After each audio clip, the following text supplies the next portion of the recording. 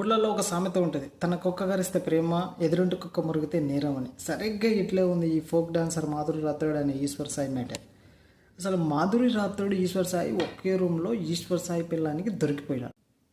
ఆ విషయం రచ్చరచ్చ అయింది. సరే, ఏ భార్య అయినా తన కాపురం నిలబెట్టుకోవాలని చూడటం సహజమే. కానీ ఇక్కడ విడ్డూరం ఏంటో తెలుసా, ఈ ఈశ్వర్ సాయి భార్య ఫైనల్గా వచ్చి ఏం చెప్తుందో తెలుసా, మా ఆయన చాలా అమాయకుడు, అట్లా అంటాడు కాదు, ఆ బయట నుంచి వచ్చిన అమ్మాయి మా ఆయన్ని ట్రాప్ చేసింది, నా మగుడు పచ్చాకు లాంటి వాడు అని సమర్థించుకునేది. ఏమమ్మా బిగ్ బాస్ లాగా చెప్తున్నావు, బయట నుంచి వచ్చిన పిల్ల ట్రాప్ చేస్తే నీ మొగుడికి సొంత బుర్ర లేదా? పాలు తాగి పసిపాపాడేమన్నా? ఇద్దరు కలిసి ఒక రూమ్లోకి పోయినప్పుడు తప్పు ఇద్దరిది అవుతుంది, కానీ ఒకరిది ఎలా అవుతుంది? ఇలా చూపిస్తే ఇంకొకరిని మాత్రమే రాక్షసిని చేయడం ఏ రకంగా న్యాయం చెప్పు?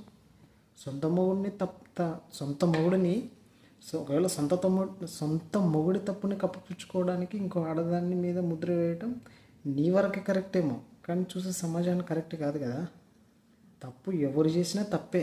మరి దీనిపై మీరేమంటారు? తప్పు ఇద్దరిది ఉందా లేక ఆ అమ్మాయిది మాత్రమే ఉందా? ప్లీజ్ గైస్ కామెంట్ చేయండి.